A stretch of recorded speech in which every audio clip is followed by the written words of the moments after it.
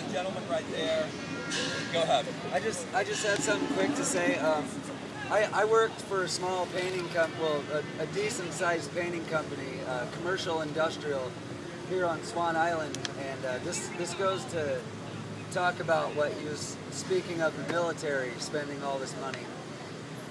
If we don't have a war going on, and so they say, why have we had an 11-year contract painting 1,000 plus every 3 months Humvees and tank parts and continually pushing it out, but we have no war going on, but they're spending hundreds and hundreds of thousands of dollars building these Humvees and building these tanks by the thousands, by the hundreds of thousands, right now, in fact. You know?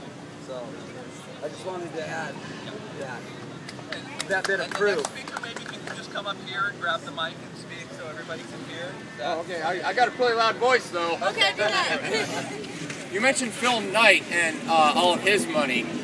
I was wondering if you institute some sort of thing where you tax him at 70% for Oregon, how would you stop him?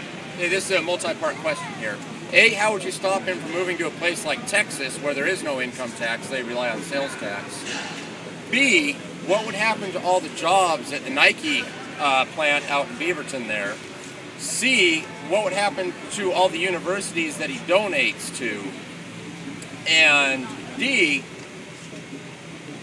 how does one justify taking more money from someone in private industry to make up for government's mismanagement of money? For example, the $1.5 billion light rail system that no one's going to ride, that they're chopping down trees to build, they're using eminent domain to seize properties from businesses and homeowners, and it's all coming out of our pockets. Right. Why should Phil Knight have to pay for government screw-up? All right, we got a couple people on the stack, and maybe go ahead. You don't want to answer those?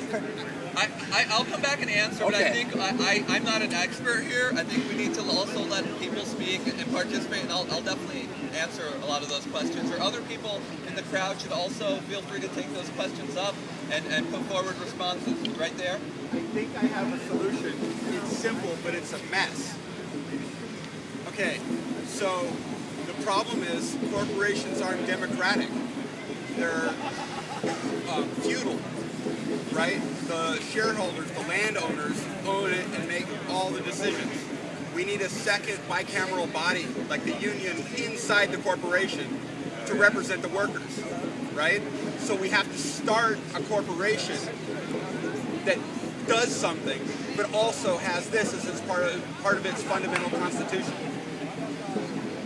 I kind of missed. No, we got it open. Anybody want to go back? No? Okay. All right. Well, nobody else. Okay, I'll come back real. Oh, right there. Go ahead.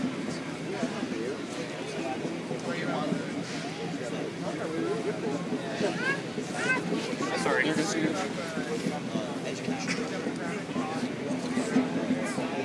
can't hear you, mic check. Mic check. Mic check, sorry.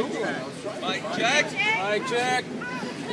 There are democratic institutions in some corporations, like a contract corporation.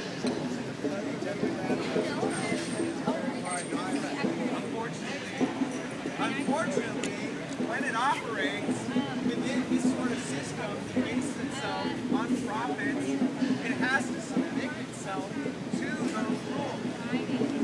In order for a solution, I think democracy in corporations, because I think it's one of those tyrannical systems.